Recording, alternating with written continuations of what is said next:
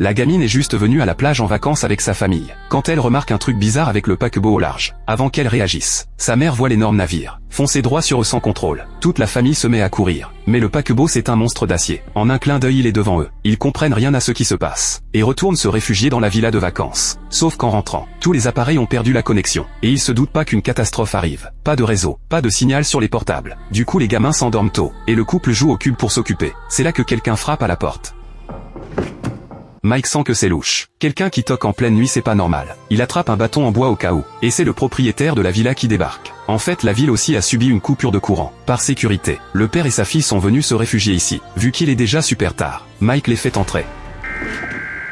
Et là la télé se met à crachouiller un bruit strident. Tout le monde comprend que c'est grave. Mais ils tiennent plus debout de fatigue. Du coup ils vont se coucher, en se disant qu'ils iront voir demain ce qui se passe en ville. Le lendemain aux aurores, Annie vérifie son téléphone direct. Toujours pas de réseau. Pour comprendre ce qui se passe, Mike sort voir la situation en ville. Le propriétaire se dit qu'il peut pas rester les bras croisés, et prend la voiture vers un voisin à 10 bornes. Mais en arrivant, la maison du voisin est sens dessus-dessous. Par chance après avoir fouillé partout, il trouve un téléphone satellite. Il essaie d'appeler les secours, mais même le satellite capte rien. Pour chercher du signal, il marche vers la plage à côté, mais à peine arrivé sur le sable, il repère une montre de luxe par terre. Il se penche pour la ramasser, et remonte avec un bras coupé. Ça lui fout la trouille de sa vie. En se calmant il réalise que la plage est jonchée de morceaux de corps. Pendant qu'il est paralysé devant ce spectacle, un avion hors de contrôle fonce droit sur lui. Il court se planquer chez le voisin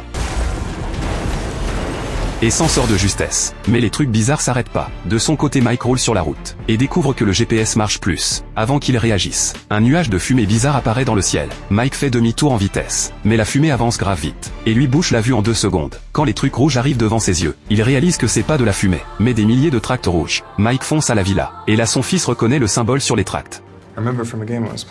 En entendant ça le couple flippe grave. Ils font les valises en vitesse pour quitter la ville. Ils pensent qu'en partant tout ira mieux. Sauf qu'à mi-chemin, la route est complètement bouchée. Annie descend voir ce qui se passe, et réalise que c'est pas un embouteillage. Ce sont des dizaines de voitures qui se sont percutées sans frein. En voyant le logo véhicule autonome sur les voitures, Annie comprend que c'est la cata, et une autre voiture folle fonce vers eux. Elle remonte dans la bagnole en panique. Annie agrippe le volant, et ramène tout le monde à la villa tant bien que mal. Après tout ça, ils sont certains qu'un truc énorme se passe dehors, et qu'il vaut mieux rester ici en attendant les secours.